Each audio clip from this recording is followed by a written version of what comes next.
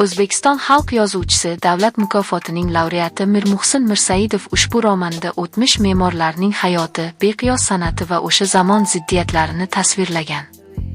15-asrda Movarounnahr va Xurosonda me'morchilik san'atining mislsiz rivojlanganini, obidalar va tarixiy yodgorliklarni me'moru muhandislar bilan birga xalq qurganini keng hikoya qilgan.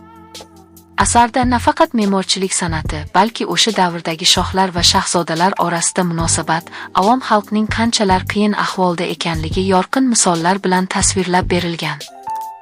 Shuningdek, asarning asosiy qahramonlari Najmiddin Buxoriy, Badiya, Zavrak, G'avvoslar obrazi orqali insoniy munosabat, adolat mezonlari, vatan saodati, sevgi-sadoqat, shuningdek, onalik muhabbati ham yorqin uslubda tasvirlangan.